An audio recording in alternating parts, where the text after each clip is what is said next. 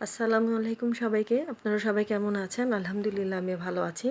আজকে আমি আপনাদের সাথে চিকেন চাইনিজ ভেজিটেবল রেসিপিটি শেয়ার করছি। এই রেসিপিটি আপনাদের ভালো লেগে থাকলে আমার চ্যানেলটিকে সাবস্ক্রাইব করে আমার পাশে থাকবেন। তাহলে চলুন দেখতে থাকুন ভিডিও। এখানে আমি কিছু বরবটি নিয়ে নিয়েছি এবং কাঁচা পেঁপে স্লাইস করে কেটে নিয়েছি, ছোট ছোট টুকরো করে নিয়েছি। আর গাজর নিয়েছি স্লাইস করে, পাতলা করে পরিষ্কার করে ধুয়ে নিয়েছি। একটি কড়াইতে আমি সামান্য পরিমাণে তেল দিয়ে দিয়েছি। এখন আমি সব সবজি একসাথেই দিয়ে দিয়েছি।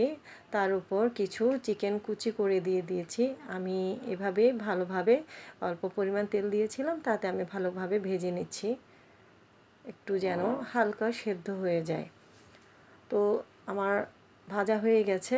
হওয়ার পরে এখন আমি আধা চা চামচ পরিমাণ আমি এখানে লবণ ব্যবহার করেছি, আর 1 টেবিল চামচ পরিমাণ দিয়ে দিয়েছি পেঁয়াজ বাটা, 1 চা চামচ পরিমাণ আদা বাটা এবং 1 চা চামচ পরিমাণ দিয়ে দিয়েছি রসুন বাটা দিয়ে, এবং জিরে বাটা দিয়ে দিয়েছি আধা চা চামচ। সব উপকরণ আমি এখানে একসাথে মিশিয়ে ভালোভাবে নাড়াচাড়া করে নিচ্ছি। অনেকক্ষণ ভেজে নিয়েছিলাম, আমি কোনো ঢাকনা ইউজ করিনি, এটাতে করব না। আর এখন আমি সয়া সস দিয়ে দিয়েছি আমার পরিমাণ মতো, আমি 1.5 টেবিল চামচ পরিমাণ দিয়ে দিয়েছিলাম। আর কটা কাঁচামরিচ দিয়ে দিয়েছি। দেওয়ার পরে এখন আমি প্রায় 1 কাপ পানিতে 1.5 চা চামচের উপরে আমি দিয়ে দিয়েছি কর্নফ্লাওয়ার।